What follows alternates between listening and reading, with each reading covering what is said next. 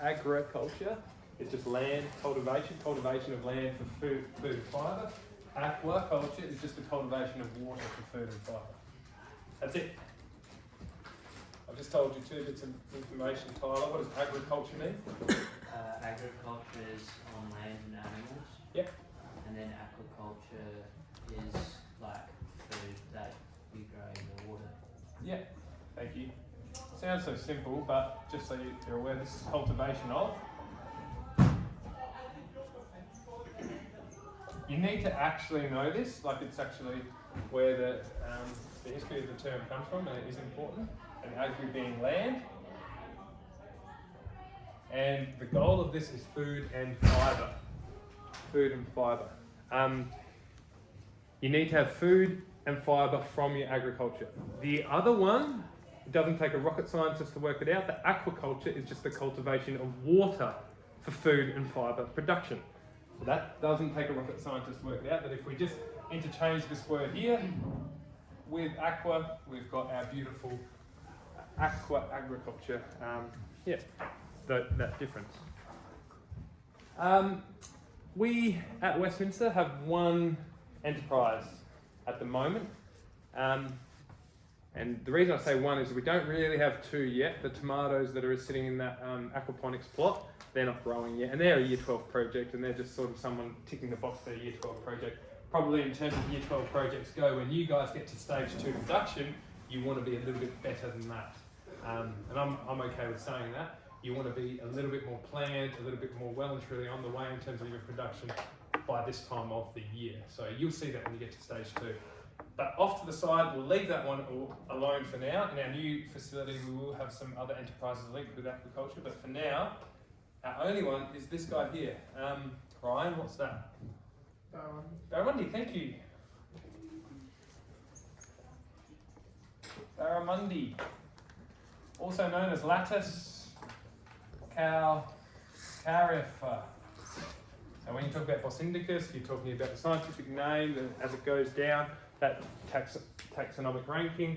This is your genus and species of Barramundi, Lattice carifer. It's always sometimes quite cool to know the history of your species and where it comes from and so on. Barramundi are a pretty cool fish. Well, I think they are. They're quite tactile when you feed them. They buff on the surface. They're surface feeders.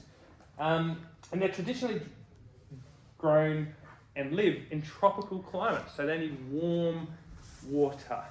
The range in which a barramundi can survive at is sort of, roughly, really, 18 degrees Celsius all the way through to, honestly, you can get them well up there. They can survive up to 36 degrees Celsius and sometimes even a little bit more than that, really, really warm. They've got a massive range of being able to survive in. So it doesn't take again, I keep repeating myself, it doesn't take a rocket scientist to work out why then is it appealing for a school aquaculture project to have a species that has a high temperature range fin.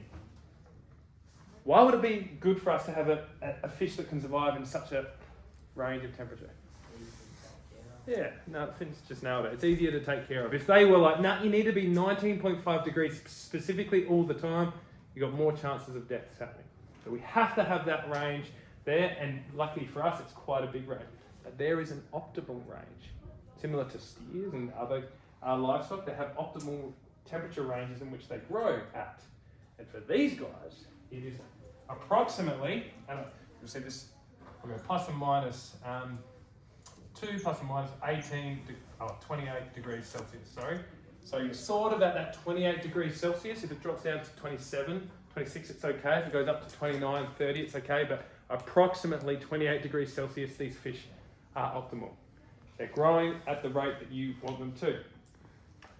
Whew, lots of content, and we're just getting started. Barramundi are all male when they're born. Now fish, how they reproduce. Fish reproduce in a very simple way. They produce sexually, so they require a male and a female. What happens is the eggs and the sperm meet in the water. So you've heard of spawning. When fish spawn, that's the males rubbing their sperm along the eggs at the bottom of the If you're talking about salmon, Atlantic salmon and that like, they put their eggs in the rocks, the females do, and then the males come along and spawn and fertilise it. They rub along like this and put all their sperm through, you get fertilisation, an embryo floats off, there's a tiny little fish in there that eventually hatches into a fingerling and then goes through its life cycle. Barramundi are the same. Barramundi that are born are all males, and then once they get to about 80 centimetres in length, they go through a sex change, literally. So all males, all barramundi are born and they are males. All barra are born male. So all of the fish we have in our tank over there are male. They then make their way, they live their life, and this is all happening in fresh water, very much fresh water.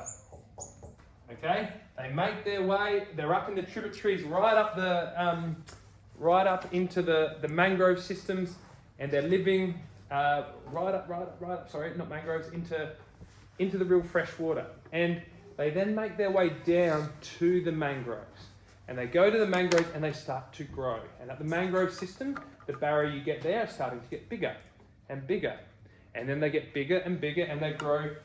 And then they hit about 60 to 80 centimetres, roughly, approximately 60 to 80 centimetres. And by now, they're at the mouth of the river.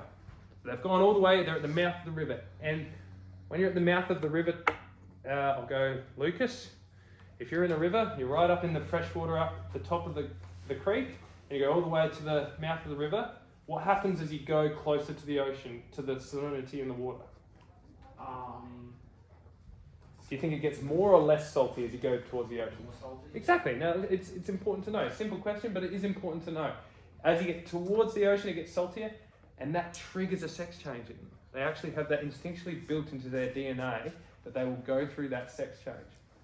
They become a female at about the 80 centimetres, and then they make their way all the way back to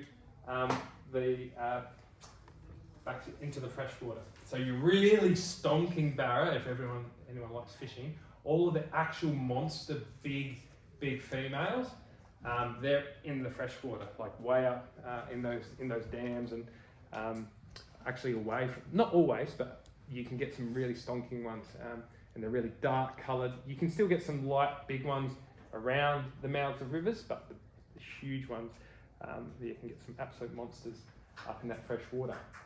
Anyway, we're talking about barra, we've got that's their life cycle. So we can, at some stage down the track, we can look at doing something with that, which is actually taking fish through that sex change and doing our own breeding, having our own brood stock, having our own fingerlings, which is pretty cool. More bang for your buck. Barramundi, they're FCR. Charlie, what does FCR mean? Okay. Riley, what does FCR mean? Fish. Nah, okay. This is so good. This is what I want to do here in Ag in our junior school. I want this term to be well and truly in the back of your head before you even start senior Ag at year 8. I want this stuff. I want you to know what a heifer is. And what is it? Is it food conversion rate? Perfect. Thank you. Food or feed conversion. And it's actually ratio. Thank you, Tyler, and thanks for your effort, Charlie and Riley. This here, FCR, is a really important thing. 30 seconds, discuss with the person next to you, why on earth is Mr. Malcolm going on about FCR? Why is that an important thing to agriculture and aquaculture? Go, discuss.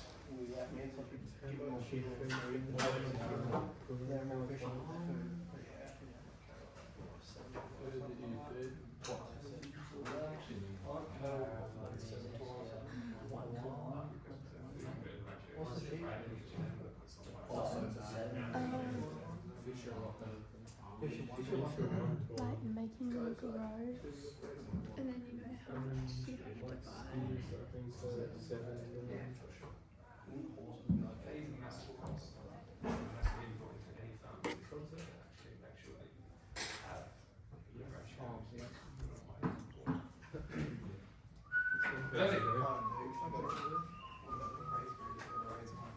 Start with Yeah, but like, someone I haven't heard from. final thing. Me.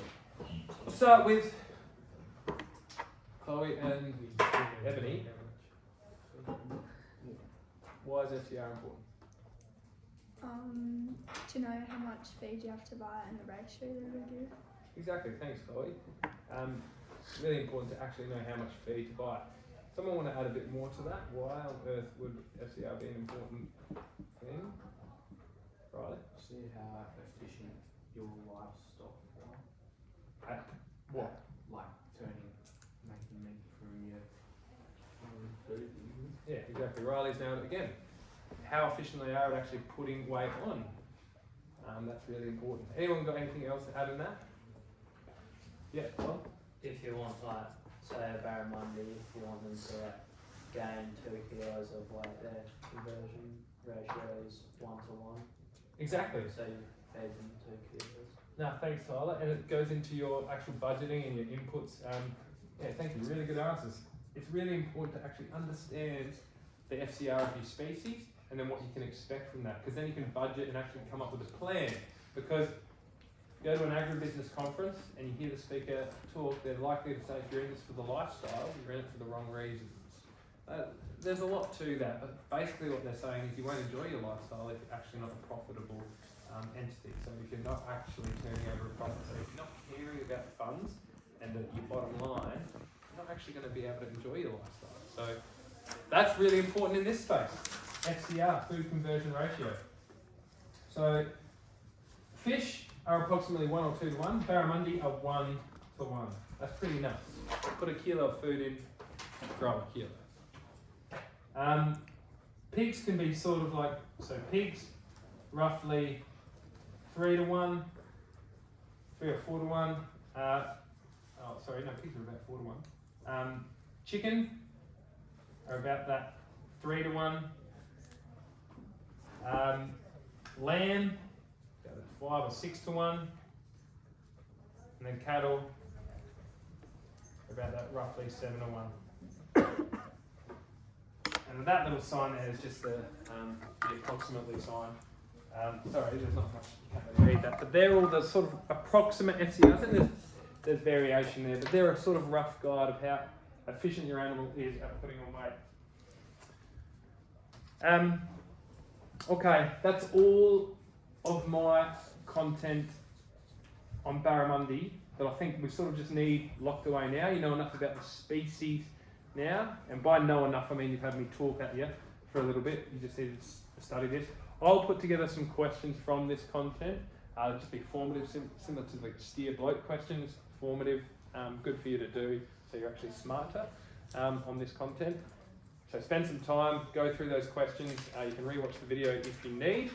And then next week, or not next week, eventually when I can, I'll talk to you about this, but you might as well take this point down. Recirculating